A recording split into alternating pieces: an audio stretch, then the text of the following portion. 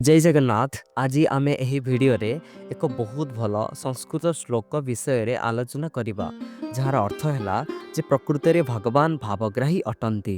यह ही प्रमाणित होइछि।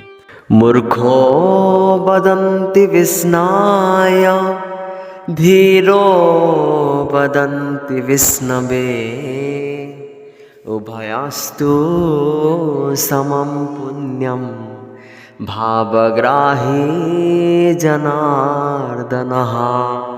अर्थात भगवान हेले भावग्राही। यही श्लोक रे कुहागला जे मूर्ख वदन्ति विस्नाय धीरो वदन्ति विष्णवे।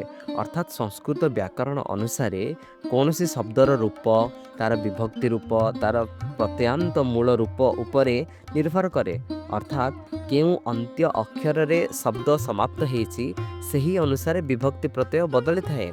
तेणु संस्कृत व्याकरण अनुसार जितेबाला आम अकारांत पुल्लिंग शब्द यथा राम गोविंद शिव नृसिंह आदि शब्द रे संप्रदानार्थे चतुर्थी विभक्ति पाई राम जुक्तक आय हे रामाय नम गोविंदाय नम शिवाय नम नृसिंहाय नम आदि हेब। हरि शब्द पाई यह ईकारांत पुल्लिंग शब्द हरि जुक्तक ए मिसिकी हरये नम हब।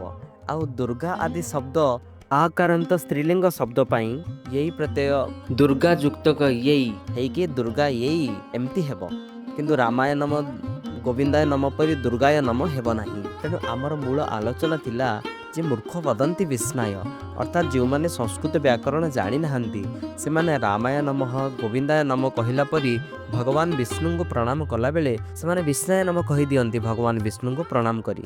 हेले धीरो वदन्ति विष्णवे अर्थात गुणी ज्ञानी पंडित जन माने विष्णाय नम कहंती जेहेतु विष्णु हेला उकारांत पुल्लिंग शब्द। हेले एही श्लोक रे कहागला उभयस्तु समम पुण्यम भावग्राही जनार्दन।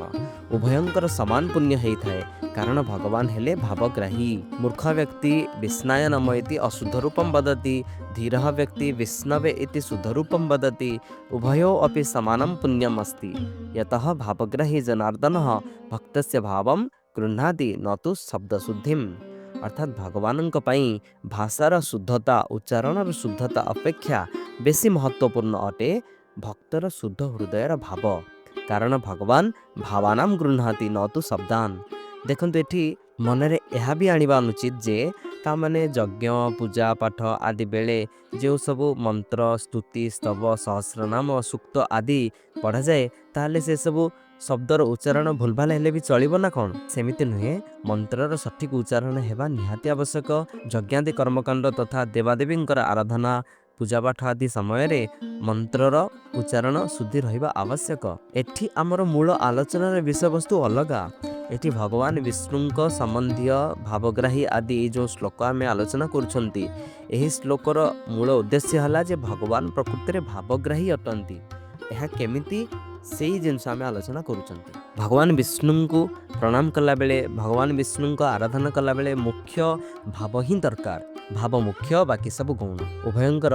तेणु किए विष्णाय नम कहे किए विष्णवे नम कहे उभयंकर किंतु समान पुण्य होता है। अतः शुद्ध शब्दम वदनपि अशुद्ध शब्दम वदनपि यदि भाव शुद्ध अस्ति तदा फलम एकम भवति। जड़े व्याकरण अनुसार शुद्ध भावे शुद्ध शब्द उच्चारण करी भगवान को डाकू कि अशुद्ध उच्चारण करी स्पष्ट उच्चारण हेउ किंबा अस्पष्ट उच्चारण हेउ भगवान उभयंक डाक शुणती। भगवान देखती तुमे केते श्रद्धारे केते भावरे तांको डाकुछ।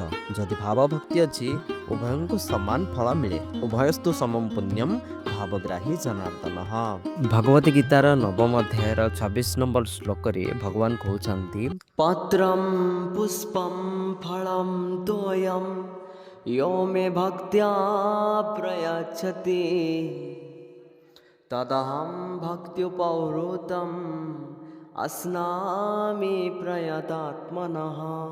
जड़े पत्र पुष्प फल किंबा जल टिके भी देउ हेले यह जदि श्रद्धापूर्वक भक्तिपूर्वक मते अर्पण करे भगवान ताको परम श्रद्धारे परम अनुरागर सहित सी उपहार को ग्रहण करती।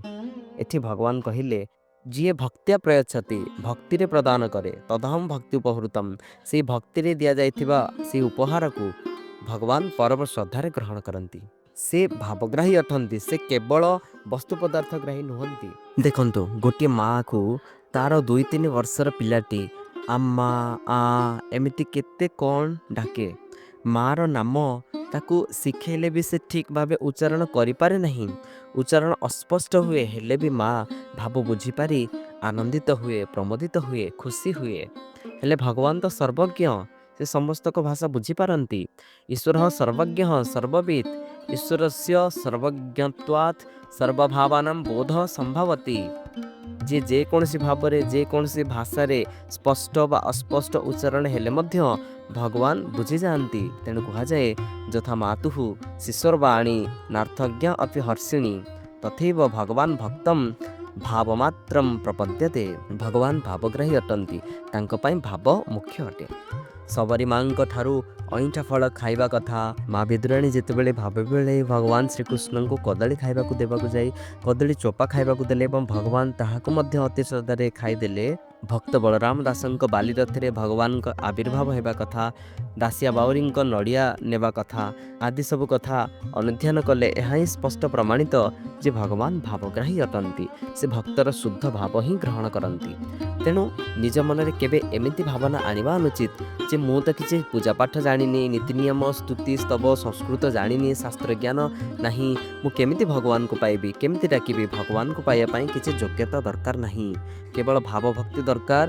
ରଥଯାତ୍ରା ବେଳେ ପଣ୍ଡିତମାନେ ଜଗନ୍ନାଥ ସ୍ୱାମୀ ନୟନ ପଥଗାମୀ ଆଦି କେତେ କ'ଣ କହି ସଂସ୍କୃତ ମନ୍ତ୍ର ସ୍ତୁତି ସ୍ତବ ପାଠ କରନ୍ତି। ଅନେକ ସଂସ୍କୃତ ମନ୍ତ୍ର, ଅନେକ ସଂସ୍କୃତ ସ୍ତୋତ୍ର ଆଦି ଦ୍ୱାରା ଭଗବାନଙ୍କୁ ଡାକନ୍ତି। ହେଲେ ସାଧାରଣ ଲୋକ ଯେଉଁମାନେ ସଂସ୍କୃତ ମନ୍ତ୍ର ସ୍ତୁତି ସ୍ତବ ଜାଣନ୍ତି ନାହିଁ, ସେମାନେ ତଥା ବିଦେଶରୁ ଆସିଥିବା ଲୋକମାନେ ସେମାନେ ତାଙ୍କ ନିଜ ନିଜ ଭାଷାରେ ଆଞ୍ଚଳିକ ଭାଷାରେ ଭଗବାନଙ୍କୁ ଡାକନ୍ତି। ଏବଂ ଭଗବାନ ତ ସର୍ବଜ୍ଞ। ରଥଯାତ୍ରା ବେଳେ ପଣ୍ଡିତ ବ୍ୟକ୍ତିମାନଙ୍କର ସଂସ୍କୃତ ସ୍ତବ ସ୍ତୁତି ମନ୍ତ୍ର ଯେତିକି ମିଠା ଲାଗେ ଠିକ୍ ସେତିକି ମିଠା ସାଧାରଣ ଭକ୍ତମାନଙ୍କର ମୋ କାଳିଆରେ, ମୋ ଜଗାରେ, ମୋ କଳା କାହ୍ନୁରେ ସେତିକି ମଧ୍ୟ ଭଗବାନଙ୍କୁ ସେମିତି ମିଠା ଲାଗିଥାଏ। ତେଣୁ ଭଗବାନ ଭାବଗ୍ରାହୀ ଅଟନ୍ତି। ତେଣୁ କୁହାଯାଏ ସେ ତ ଭାବକୁ ନିକଟ ଅଭାବକୁ ଦୂର। ଅଭାବ ମାନେ ଭାବ ନଥିଲେ ସେ ଦୂରରେ ଥାଆନ୍ତି। ଆମେ ଏହି ଭିଡ଼ିଓରେ ଜାଣିଲେ ଭଗବାନ ଭାବଗ୍ରାହୀ ଅଟନ୍ତି। ଏହି ଭିଡ଼ିଓ କେମିତି ଲାଗିଲା ନିଶ୍ଚୟ କମେଣ୍ଟ କରି ଜଣାଇବେ। ଲାଇକ୍ ସେୟାର ସବସ୍କ୍ରାଇବ୍ ନିଶ୍ଚୟ କରନ୍ତୁ। ଜୟ ଜଗନ୍ନାଥ।